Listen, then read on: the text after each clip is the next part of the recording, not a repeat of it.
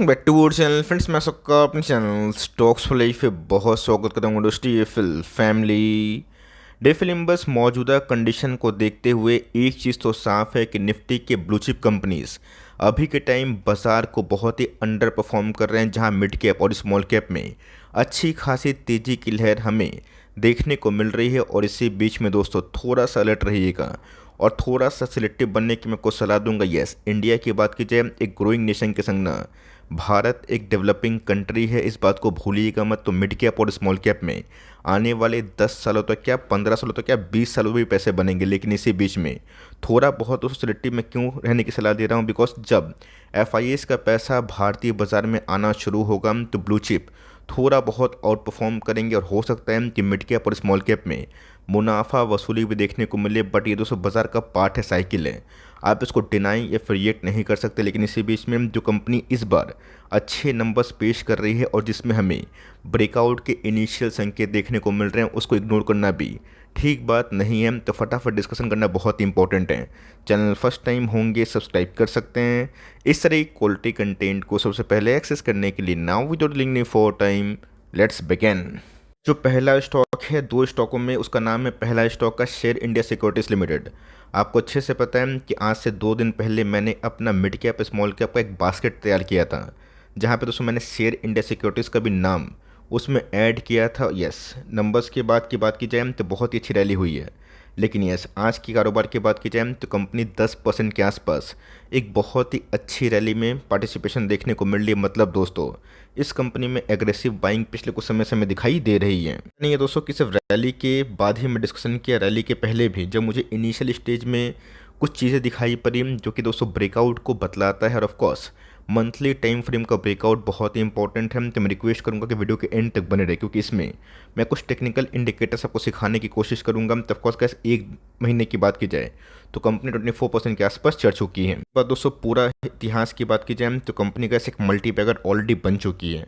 और इस कंपनी की एक बहुत ही खास बात यह है कि बहुत ही वैल्यूएशन कंफर्ट है, जो मुझे कैस एंजल 1 में दिखाई पड़ा था जब उसका भाव 1100 के आसपास था। CDSL में दिखाई पड़ा था। तो जी हाँ दोस्तों, 2 सालों के बाद कंपनी एक रेंज से निकलता हुआ देखने को मिल रहा है। और जैसे ही दोस्तों फर्स्ट ब्रेकआउट इस कंपनी ने कंफर्म किया था, मैंने कैसे उस समय ही स्टॉक फटाफट के संग इसका इंडिविजुअल एनालिसिस किया था। और उसके बाद तो कैसे मैंने दिवाली पिक भी इस कंपनी को लेके बताया था। लोग में भी शायद पूछ सकते हैं कि सर कंपनी भाग चुकी है तो क्या सही में निवेश करना सही होगा नहीं होगा।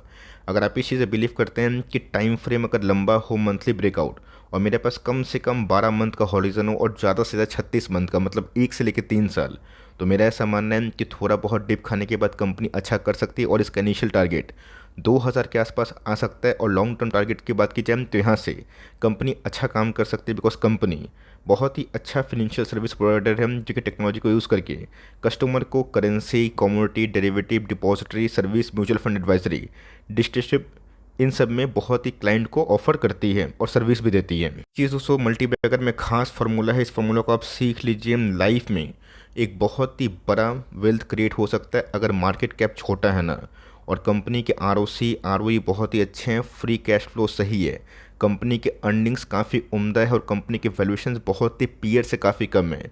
वो दोस्तों परफेक्ट कॉम्बिनेशन होता है, जिससे हमने बहुत सारी कंपनीज को इनिशियल स्टेज में पकड़ा, जिसमें चोला फिनेंस से अच्छा, APL अपोलो की बात की जाए, PPL की बात की जाए, डायनामिक केबल्स की बात की जाए, ऐसे वेरियस एग्जाम्पल हैं। तो कंपनी छोटी है तो ग्रोथ की संभावना बहुत ही हाई है। यस, अपने 1 सालों से कंपनी डबल तो हो गई है, बट इसका कोई मतलब नहीं है कि कंपनी यहाँ से अच्छे पैसे नहीं बना सकती, बिकॉज अभी भी कैसे 14 का P बहुत ही रीजनेबल है, बहुत ही सस्ता है। और कंपनी के ROC और ROE अपने प्राइस ट्रेंडिंग से कम 3-4 टाइम्स हैं। चीज़ दोस्तों मैंने CDSL को भी लेके बोला है और ऑफकोर्स BSE को भी लेके, ये सब कंपनी का हमेशा अपने अर्निंग्स के वैल्यूएशन के ऊपर इसलिए ट्रेड करते हैं बिकॉज इंडिया एक ग्रोइंग नेशन के संग भारत एक डेवलपिंग नेशन भी है। तभी का इस कंपनी के अर्निंग्स इतना बढ़े हैं जो बहुत ही हद तक प्राइस टू अर्निंग कंफर्ट दे रहे हैं। दोस्तों मैंने आपको क्या बताया कि अगर प्राइस टू अर्निंग बहुत ही अच्छे लेवल्स पे हैं, अट्रैक्टिव लेवल्स पे हैं, कंपनी के ऊपर बहुत बड़ा कर्जा का दबाव नहीं, और कंपनी एक्सपेंशन कर रही है, और कंपनी के ROE ROC कैश फ्लो सब सही है, और कंपनी का अगर उसमें ग्रोथ निकल जाती है ना, वही दोस्तों मल्टी बैगर का फॉर्मूला होता है। यस, मुझे पता है कि बहुत सारे एक्सपर्ट्स इस कंपनी को 1000 के नीचे खरीदते हैं, बहुत सारे एक्सपर्ट्स इस कंपनी को 500 के नीचे खरीदते हैं। कॉन्ग्रेचुलेशन, अच्छी कंपनी है, आप उससे ज़रूर होल्ड करें। बट पिछले कुछ समय से इस कंपनी के टॉप लाइन 3 गुना हुए हैं, और कंपनी के बॉटम लाइन पैट की बात की जाए तो गैस हमें कम से कम 5 टाइम्स होते हुए देखने को मिल रहे हैं। और इसी अवधि में गैस आप जाकर चेक करें कि 5 ईयर्स में 4 ईयर्स में कंपनी ने कैसे पैसे छापे हैं। कंपनी के ऊपर अगर आप डेप्ट देखें तो ऑफकोर्स बढ़ता हुआ देखने को मिल रहा है, 550 करोड़ के आसपास है। बट यस, इनके पास गैस जो रिजर्व्स है ना, वो मेरे हिसाब से काफ़ी उम्दा है। अगर इसको नोटिस करिएगा कि प्रोमोटर की होल्डिंग कैसे हमें देखने को मिल रही, इस बार गैस प्रोमोटर का स्टे काफ़ी अनचेंज है। एफआईएस की होल्डिंग थोड़ी बहुत बढ़ी है, डीएस ने थोड़ा बहुत मुनाफा वसूली किया और 46% के आसपास जो स्टेक है ये प्रोमोटर ओन करते हैं। तो अच्छी बात क्या सबसे इधर पे ये है ना कि नंबर्स ऑफ शेयर होल्डर्स काफ़ी कम है, 20,000 के आसपास ही नंबर्स ऑफ शेयर होल्डर हैं, जो कैसे इंडिकेट करता है कि आने वाले कल में कंपनी के ऊपर बहुत निवेशक का फोकस बढ़ाना, इनकी जो ओनरशिप है वो और भी गेन हो सकते हैं। कंपनी का इस बहुत ही लो फ्लोट वाली, मतलब लो फ्लोट इन द सेंस कि बहुत ही कम एक्टिव पार्टिसिपेंट इस कंपनी को लेकर रखे हैं। लेकिन दोस्तों कंपनी अच्छी है। इस कंपनी को अगर आप देखें तो मंथली टाइम फ्रेम अगर आप देखें ना, जस्ट कैसे ब्रेकआउट हुआ ही है। ऐसा नहीं है कि ब्रेकआउट एकदम चरम सीमा पे है जहाँ पे कंपनी नहीं भाग सकती है। ये तो कैसे फर्स्ट फेज है जहाँ पे मैकडी की बात की जाए, बुलिश क्रॉसओवर जस्ट दे सकता है या फिर देने की उम्मीद हाई हो सकती है। गारंटी से कैसे कुछ बोलना सही नहीं, लेकिन यस वॉल्यूम कैंडल का जो इंडिकेट कर रहे हैं ये बहुत ही स्ट्रॉन्ग हमें दिखाई दे रहे हैं। उन्होंने गैस दिवाली पे का वीडियो देख के सही टाइम पे निवेश किया होता 1600 के भाव पे भी तो उनको 10% के आसपास पैसे बनते। बट यस, इस कंपनी को आप चाहें तो बाई ऑन डिप्स करके होल्ड की स्ट्रेटेजी कर सकते हैं। अब आप डिसाइड करेंगे कि आपको कितना पैसा डालना है। मेरे हिसाब से गैस कंपनी को ना आप इधर से 12 महीने तक अगर आप वीकली एसआईपी करते हैं तो ऑफकोर्स आपको गिरने से उतनी बड़ी गिरावट दिखाई, मतलब उतना डर लगेगा नहीं, और ऑफकोर्स आपको एकोमोडेशन करने का ही मौका मिलेगा। तो कंपनी फंडामेंटली काफ़ी अच्छा काम कर रही है और ऑफकोर्स वॉल्यूम भी हमें पिछले कुछ समय से काफ़ी शार्प देखने को मिल रहा है और नंबर्स भी काफ़ी इनलाइन है।